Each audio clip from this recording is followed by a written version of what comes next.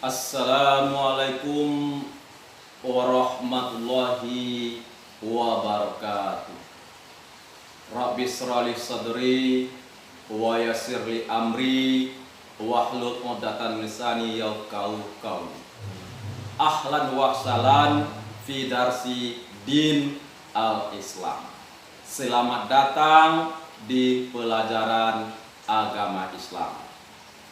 Syukur alhamdulillah kita ucapkan kepada Allah, berselawat kepada Nabi Muhammad sallallahu alaihi wasallam. Nah, anak bapak semuanya, mohon diperhatikan, kita mulai pelajaran kita dengan mengucapkan basmalah. Bismillahirrahmanirrahim. Nah, adapun materi kita hari ini adalah tentang memahami makna kisah Nabi Harun alaihi salam. Apa semuanya? Memahami kisah Nabi Harun alaihi salam. Nah, suatu kewajiban bagi kita umat Islam untuk mengetahui kisah-kisah atau keteladanan dari para nabi dan rasul. Salah satunya adalah Nabi Harun alaihi salam. Sebelumnya Bapak ingin menyanyikan sebuah lagu tentang 25 Nabi dan Rasul. 3, 2, 1. Adam, Idris, Nuh, Hud, Saleh, Ibrahim, Lut, Ismail, Ishak, Yakub, Yusuf, Ayub, Syuaib, Musa, Harun, Zulkifli, Daud, Sulaiman, Ilyasa, Yunus, Zakaria, Yahya, Isa, wal akhirul khatimul anbiya, Muhammad al-Mustafa. Nah, itu 25 nabi dan rasul. Baik anak bapak semuanya, setelah anak bapak semuanya belajar kisah Nabi Harun alaihissalam, anak bapak semuanya yang pertama bisa memahami makna atau kisah keteladanan Nabi Harun. Itu yang pertama. Yang kedua, setelah kita belajar ini, anak apa semuanya bisa menceritakan kembali kisah-kisah keteladanan Nabi Harun alaihi salam. Nah, kita lihat siapakah Nabi Harun itu.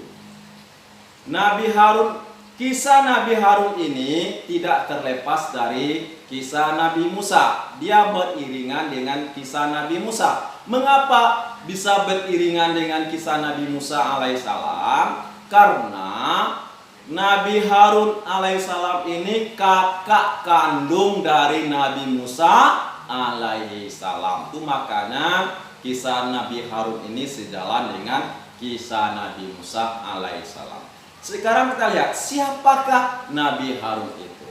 Mau tahu anak apa semuanya? Mari kita mengenal Nabi Harun alaihi salam. Nabi Harun alaihissalam ini adalah seorang kakak kandung dari Nabi Musa alaihi salam. Nabi Harun ini adalah anak dari Imron bin Kahat. Nanti sambungannya sampai kepada Nabi Yakub alaihi.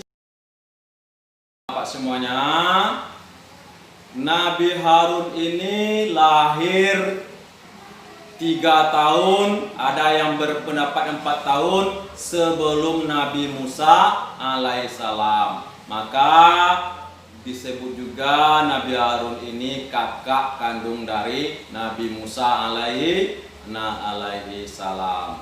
Nabi Harun dan Nabi Musa alaihissalam sama-sama berdakwah. berdakwah. Nabi Harun selalu mendampingi dakwah Nabi Musa alaihissalam menghadapi Raja Fir'aun. Yang berkuasa pada waktu itu adalah Raja Fir'aun. Jadi tugas dari Nabi Harun ini adalah membebaskan kaum Bani Israel dari penindasan, dari kekejaman Raja Fir'aun. Ini tugasnya sama dengan tugas Nabi Musa, selalu mendampingi tugas-tugas Nabi Musa. Di saat Nabi Musa menerima wahyu, ditinggallah Nabi Harun bersama kaum Israel. Nah, di saat ditinggal itulah terjadi kekacauan di kaum Bani Israel. Terjadi kekacauan. Ada seseorang yang mengaku sebagai utusan, yang mengaku sebagai pemimpin. Namanya Samiri. Namanya Samiri. Dia mengaku sebagai pemimpin Bani Israel. Dia mengaku sebagai utusan Bani Israel. Dia membuat patung sapi dari emas. Samiri ini membuat patung sapi dari emas. Apa gunanya? Agar nanti kaum Bani Israel itu menyembah berhala, menyembah patung, menyembah sapi yang dibikin oleh Samiri tersebut. Di saat itulah Nabi Harun bersinergi dengan gigihnya, dengan bersemangatnya mengingatkan kembali kepada Samiri dan pengikut-pengikut Samiri itu untuk kembali menyembah kepada Allah Subhanahu wa taala. Nah, ini tugas dari Nabi Harun untuk selalu mengingatkan. Nabi Harun tetap selalu mengingatkan kepada kelompok Samiri tadi yang telah menyembah sapi, yang telah menyembah berhala, tetap diingatkan oleh Nabi Harun. Nabi Harun tidak berputus asa. Nabi Harun tidak berputus asa untuk selalu mengingatkan kembali menghadap atau menyembah kepada Allah Subhanahu wa taala.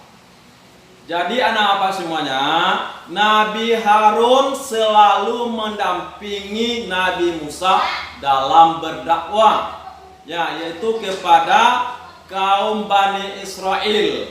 Di saat itu ada seorang raja yang sangat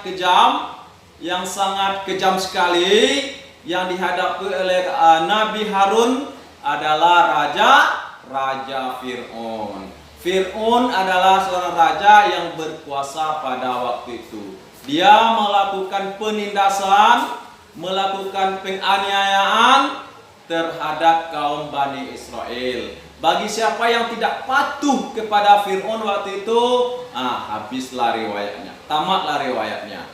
Sehingga Nabi Harun ini tetap terus berdakwah, mengingatkan untuk kembali kaum Bani Israel kepada menyembah Allah Subhanahu wa taala. Nah, itulah anak apa semuanya kisah keteladanan Nabi Harun alaihi salam. Walaupun yang dihadapi raja yang sangat kuat, yang sangat kejam, ini tetap disampaikan oleh Nabi Harun alaihissalam. Kenapa tetap disampaikan? Karena ini adalah pesan-pesan dari Allah Subhanahu wa taala untuk membebaskan kaum Bani Israel dari penindasan, dari kekejaman kaum dari Raja Fir'aun pada saat itu yang berkuasa. Nah, anak apa semuanya, demikianlah materi kita hari ini. Terima kasih atas perhatian anak apa semuanya. Usikum wa nafsi bittaqullah. Assalamualaikum warahmatullahi wabarakatuh.